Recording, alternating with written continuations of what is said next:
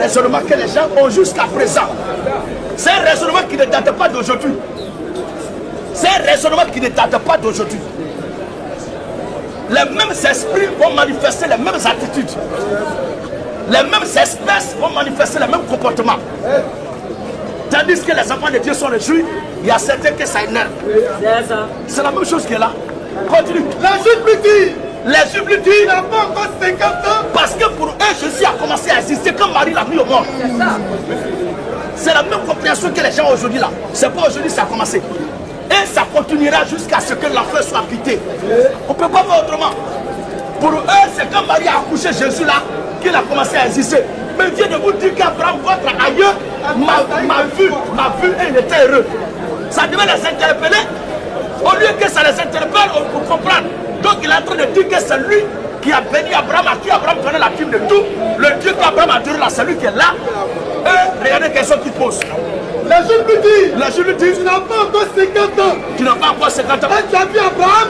Oh, lui ne disait pas qu'il a vu Abraham, mais il dit c'est Abraham qui l'a vu. Amen.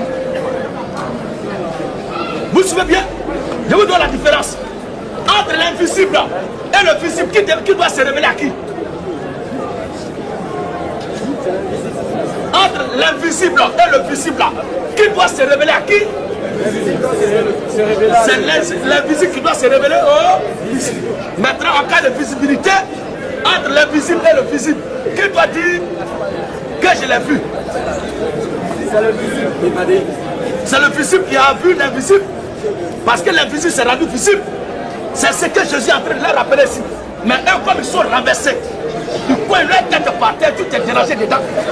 Ils coignent leur tête au milieu, tout est dérangé dedans. Salut! Regardez ce qu'il dit. Le Juif lui dit, tu n'as pas encore 50 ans, tu as vu Abraham? Mais il n'a pas dit que Jésus n'avait pas dit qu'il a vu Abraham.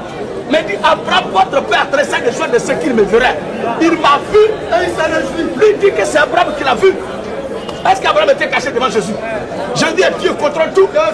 Mais c'est Abraham qui a eu le privilège de voir Dieu manifester dans un corps. C'est ce que lui rappelle. Et ça là, ça fatigue. Oui frère. Tu n'as pas encore 50 ans, tu as vu Abraham? Tu n'as pas encore 50 ans, tu as vu Abraham? Jésus a répondu. Parce qu'ils sont dans la logique que Jésus a commencé à exister quand Marie l'a mis au monde. Or lui a dit qu'il a existé avant Abraham. Et qu'Abraham l'a vu. Pour eux, il est moins âgé qu'Abraham. Or lui dit qu'il est plus âgé qu'Abraham. Oui. Et Jésus a répondu. Jésus a répondu. En vérité, je vous le dis. En vérité, je vous le dis. Avant qu'Abraham fût. Avant qu'Abraham fût. Je suis.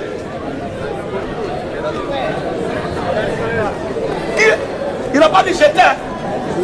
Pour le cas d'Abraham, les conjugues sont passées simples, le verbe être. Troisième personne du singulier. Mais lui, dans son cadre-là, première personne du singulier du verbe être. Il exprime le verbe d'état. Hébreu 13, le verset 8. Hébreu 13, 8 en avant. Le verbe être conjugué au présent de l'indicatif. Première personne du singulier. Ici, il dit avant qu'Abraham fût, je suis. Ça veut dire qu'il a existé avant Abraham.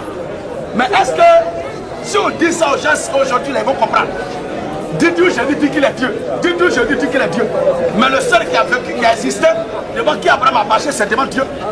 Comment il va dire encore que c'est lui qui est Dieu? Quand il dit ça là, ça veut dire quoi? C'est ce qu'ils comprennent pour qu'ils disent que c'est un blasphème. Parce qu'ils voient un être humain devant eux qui est en train de démontrer et que dans son langage, il est en train de se présenter en tant que Dieu. Ça les énervait. Comment Dieu peut être circoncis?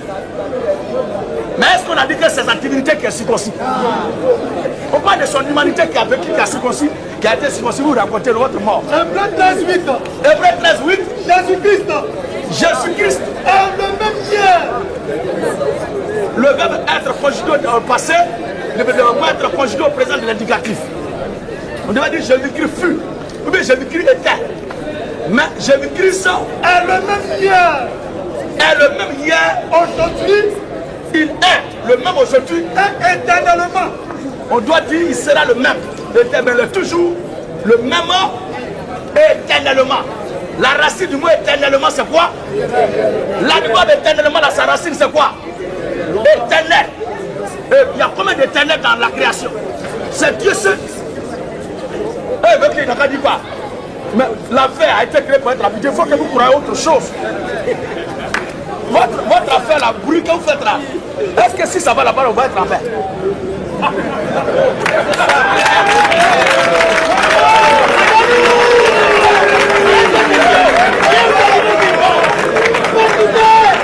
C'est mon pasteur. Alléluia. À part les mécréants qui ont cru. Jésus-Christ Wakbar. Jésus-Christ Wakbar. Alors, ça c'est en tant que père de toute la création. Suis bien frère. Ça c'est en tant que père de toute la création qui s'est fait homme venu sur terre. C'est ce qu'on vient de présenter. Maintenant, il est Esprit Saint. Il est Esprit Saint. Matthieu chapitre 1. À partir du verset 18 à 21. Écoutons ensemble ce passage. Vas-y papa. Voici de quelle manière. Voici de quelle manière. Arriva la naissance de Jésus-Christ. Écoutez bien. Il n'a pas dit l'existence de Jésus-Christ. Non. Il ne... Lisez. Voici de quelle manière. Lisez un peu. Colossiens chapitre 1. Colossiens 1, le verset 15. Écoutons ce verset-là. Il y a une subtilité que je vais lever maintenant. Je vais vous aider à ma manière pour que vous compreniez que Jésus n'a pas commencé à exister à partir de quand Marie l'a accouché. Oui. Colossiens chapitre 1, le verset 15. Il est écrit. Il a l'image.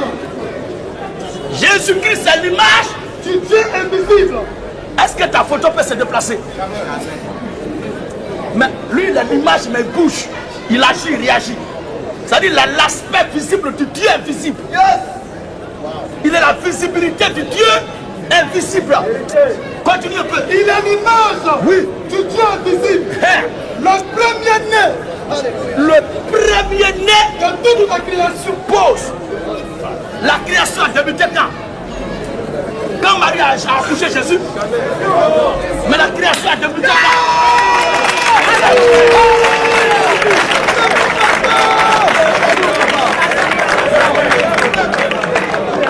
Alléluia.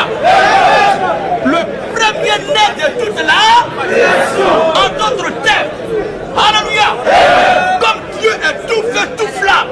S'il crée quelque chose dans cette dimension de tout feu, tout flamme, puisque la Bible dit l'intérêt, votre Dieu est un feu. S'il crée quelque chose, là, la chose va être dévorée. Qu'est-ce qu'il fait? Il se dépouille de cette gloire. Et la première des choses qu'il fait, il se fait un corps. C'est ce corps-là qui est fils. C'est ce corps-là qui est fils. Sinon, ce corps-là se promenait depuis des siècles et des siècles avant de prendre la voie normale de la naissance d'un homme. Il ne peut pas dire voici de quelle manière arriva l'existence de Jésus-Christ, mais la naissance. Voici de quelle manière. Donc pour sa naissance, c'est à partir de Marie. Mais en tant que celui qui a fait toutes choses, il est le premier-né de toute la création. Termine même. Car En lui Jésus a été créé toutes les choses. il a dit sauf Marie. En lui Jésus a été créé toutes les choses Qui sont dans les cieux. qui sont dans les cieux. Sur la terre. La Bible dit en lui Jésus. Complément circonstanciel de lieu. Donc si on élargit un peu notre champ de raisonnement et qu'on n'a pas une réflexion abrutie et qu'on veut prendre l'exemple d'un laboratoire ou d'un conservatoire, là où les choses sont conservées, où les choses sont fabriquées, la Bible dit c'est en Jésus qu'ont été fabriquées, si on veut parler ainsi, il est le laboratoire dans lequel ont été fabriquées toutes les choses qui sont dans les cieux. Et c'est en lui encore que tout est conservé. C'est-à-dire qu'au moment où Jésus était sur terre, c'est lui qui contrôlait l'univers tout entier. Et ça là, ça fatigue. Ça fatigue. Quand on regarde les aquariums qui sont très s'envoler, on voit le ciel, on voit tous les humains, on voit la mer, les eaux, les arbres, la forêt, on voit la terre, tout ça là, les esprits. Et lui qui est devant nous là, l'Écriture dit, Car en lui Jésus en lui Jésus, a été créé toutes les choses. oui, Qui sont dans les cieux. qui sont dans les cieux Et sur la terre. et sur la terre, Les visibles les visibles et les invisibles. et les invisibles, Toutes trône, dignité, domination, autorité. Tout a été créé par lui. Yes. Alléluia.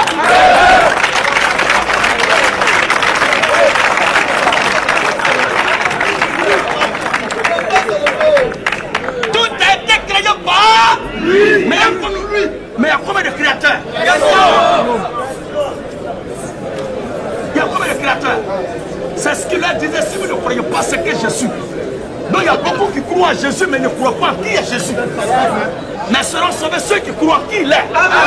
Oh, il est qui? Il dit ce que je vous dis dès le commencement. Au commencement, Jésus-Christ créa les cieux et la terre. C'est de ça la question là. Tout a été créé par lui, et pour lui. Il est avant toute chose. Il est avant toute chose. Et toute chose subsiste en lui. Toutes choses subsistent en lui. Ça veut dire que la création tout entière subsiste en lui. Quand il dit en lui, vous ne devez pas regarder son humanité, mais c'est à sa divinité que tout subsiste. C'est ça qui fatigue les gens. Le corps physique est un voile pour un travail de sacrifice pour la rédemption pour nous. C'est celui. Mais au-delà de ce corps physique-là, ce qui était caché dedans, c'était le Pâtre lui-même. Colossiens 2:9. Colossiens 2:9. Car en lui Jésus habite corporellement toute la plénitude de la divinité. Amen. Ça veut dire qu'en dehors de Jésus-Christ, s'il existe une divinité, c'est une divinité que Paul a créée. C'est pas cette divinité la paix de Paul. Vive le peuple fou. Vive le peuple fou.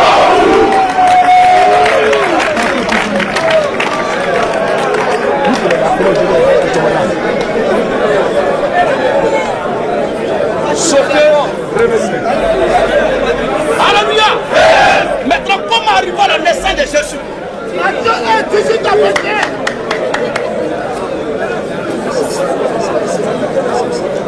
Comment arriver à la naissance de Jésus?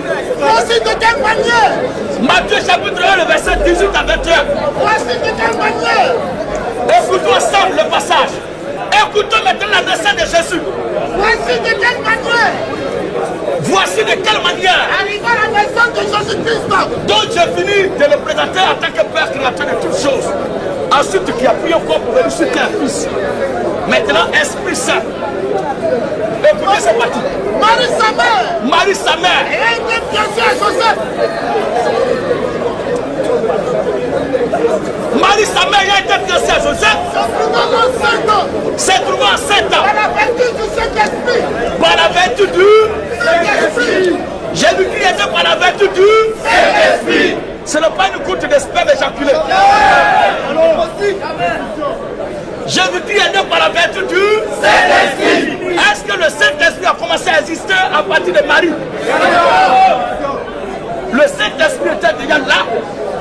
Marie est née et le Saint-Esprit l'a utilisé. Le Saint-Esprit s'est évertué pour qu'elle prenne une grossesse. Marie tombe enceinte par la vertu du Saint-Esprit. Voilà. Avant qu'ils puissent habiter ensemble. Donc elle n'était pas encore avec Joseph, son mari, et elle a pris la grossesse. Et l'Écriture nous dit, c'est la vertu du Saint-Esprit. C'est mon frère. Donc Jésus-Christ est le Saint-Esprit. Jésus-Christ est le Fils. Et il est le Père de toute la création. C'est quoi le baptême doit être fait en son nom. Acte chapitre 2, 37 à 40.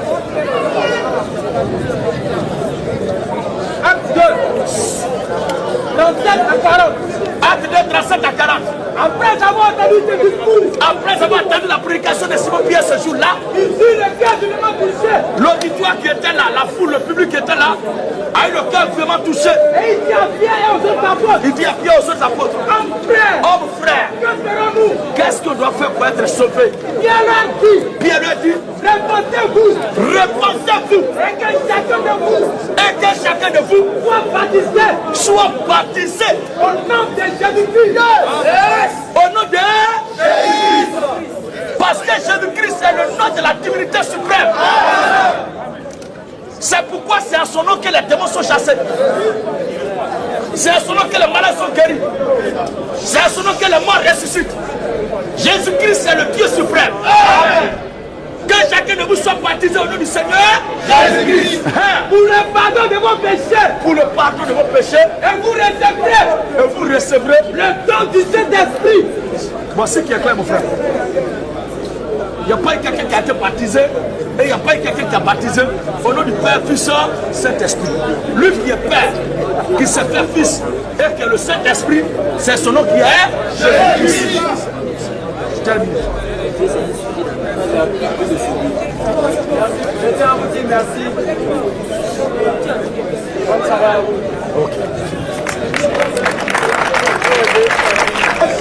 Alléluia. Gloire à Jésus. Autorité à Jésus. Comme demain encore, il y a un autre programme. Par la grâce de Dieu. Dans le début, les gens voulaient faire façon, mais vers la fin, j'ai vu que c'est un public qui est prêt. Prochainement, ceux qui ont des préoccupations, dans le calme, venez aussitôt. Moi aussi, je viendrai tôt. Sur ce, tu as vu, j'espère, et tu as compris. Alors, n'oublie pas d'aimer et de partager.